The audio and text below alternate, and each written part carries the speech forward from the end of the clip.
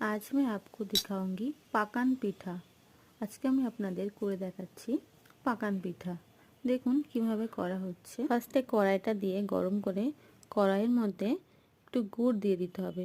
গুড়টাকে দিয়ে এভাবে গুড়টাকে পাকিয়ে নিতে হবে, মানে জাল দিয়ে নিতে হবে। গুড়টা নাড়তে নাড়তে যখন ফুটে উঠবে, দেখতেই পাচ্ছেন, তারপরে চালের আটাটা দিয়ে দেবেন, মানে চালের গুঁড়োটা। এর সঙ্গে যদি একটু ময়দা অথবা একটু গমের আটা দেওয়া হয় তাহলে পাকানটা একটু নরম হবে।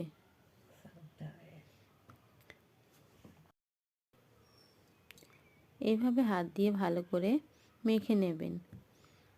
যত হাত দিয়ে ভালো করে মাখবেন পাকানটি তত নরম হবে এবং তত সুন্দর হবে।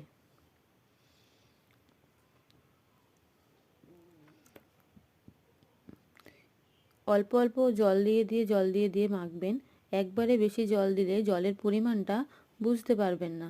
অল্প অল্প করে জল দিয়ে এভাবে পাকিয়ে আটাটা মাখতে হবে। দেখুন আটাটা কতটা আমি পাতলা করেছি, পরিমাণটা আপনারা দেখেই বুঝতে পারছেন।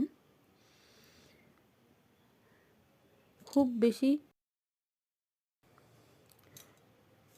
তেলটা গরম করে তেলের মধ্যে একটা ফার্স্টেই দিয়ে দিলাম। দেখুন এটা আপনাদের দেখাচ্ছি।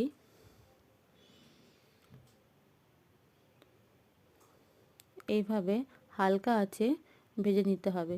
খুব বেশি জোরে গ্যাসটা দিয়ে করবেন না, তাহলে এটি পুড়ে যেতে পারে এবং ভিতরে কাঁচা থাকতে পারে। গ্যাসটি লো ফ্লেমে আস্তে আস্তে ভেজে নেবেন। এইভাবে ধীরে ধীরে সবগুলোই করে নেওয়া হয়েছে। দেখেন রেডি পুরো একদম খাওয়ার জন্য। একবার আপনারাও করে দেখতে পারেন।